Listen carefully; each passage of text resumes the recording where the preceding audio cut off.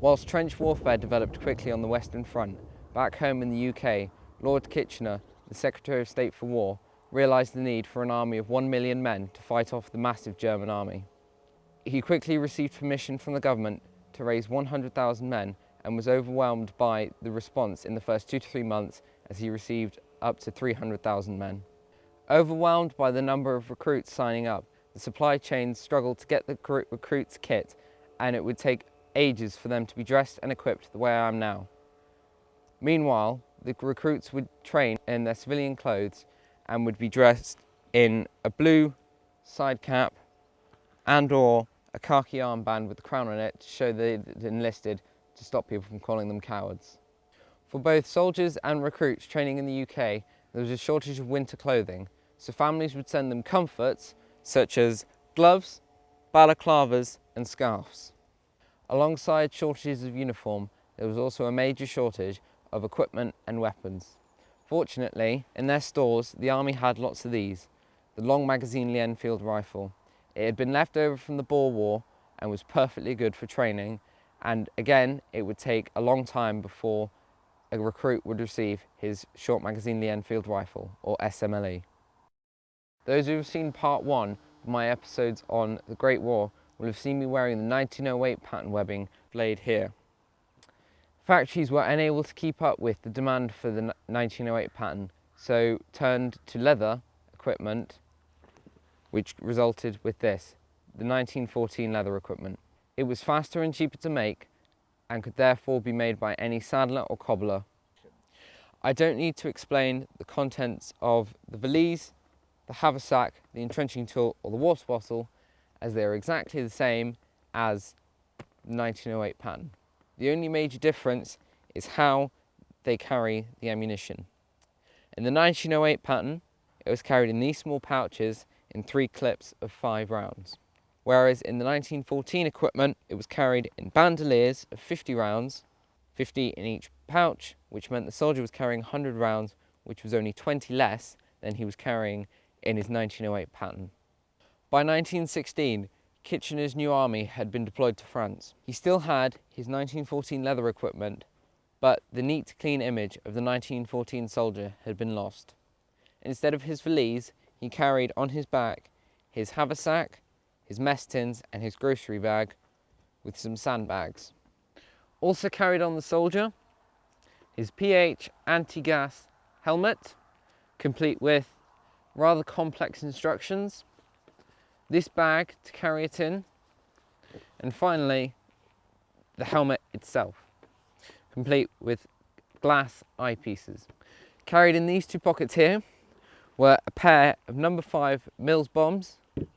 The soldier carried them, however he was not to use them unless he was a specially trained member within the platoon called a bomber.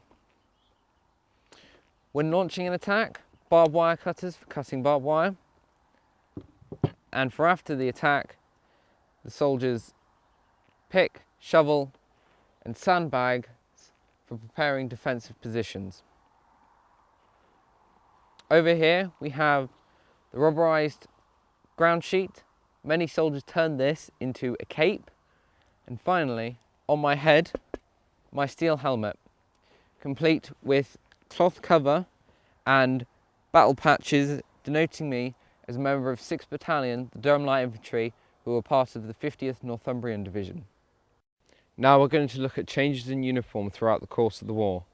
To start with, I am wearing the 1902 pattern infantry greatcoat, which is longer than the cavalry one, which only came to about here.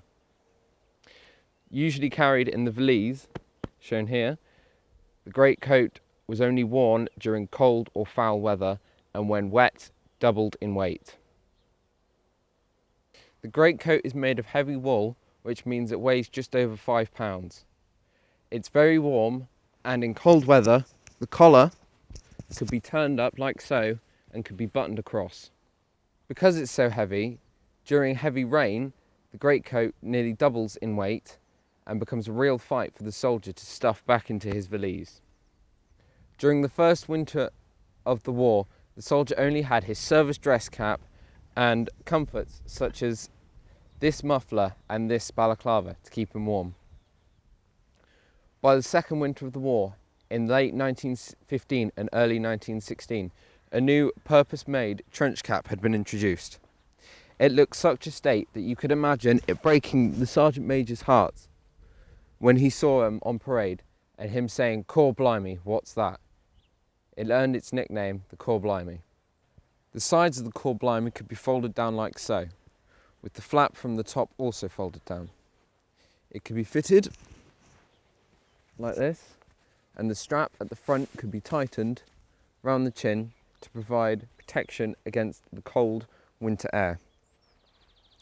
It wasn't very popular with the troops, and you don't see many examples of it in the latter half of the war.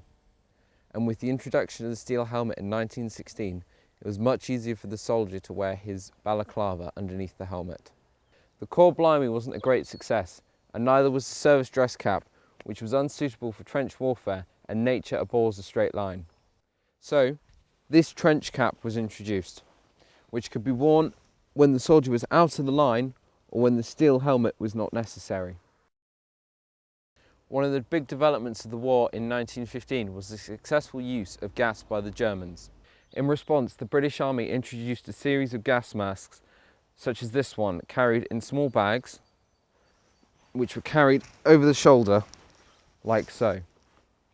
With the rapid development of gas masks and gas shells throughout the war, the gas mask was seen more worn here in the alert position on the chest, carried in this haversack. It was carried here so the soldier could pull it out quickly and put it on. Earlier in this programme, we mentioned about the use of the ground sheet as a cape, which could be worn like so. But this was impractical, so the army introduced this, which doubled up as a cape and a ground sheet, and could be buttoned up along the front and had a flap which buttoned up around the collar. Another piece of kit found in the trenches was this, the leather jerkin. It served two functions. The first, as an additional layer for warmth, and the second, it provided protection to the uniform against the elements and the dirt of the trenches, and could also be worn during tasks such as laying barbed wire. This variation of the leather jerkin was worn right up until the 1950s and in the Korean War, and was later transferred into a PVC version worn during fueling duties right up until the 1990s.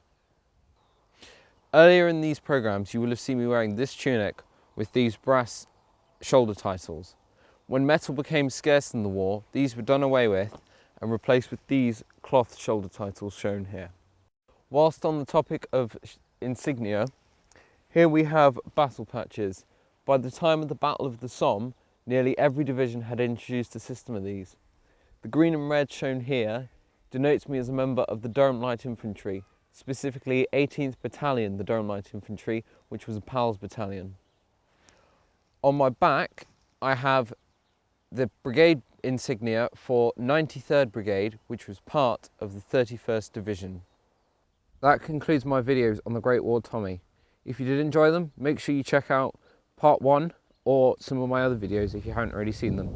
Thank you.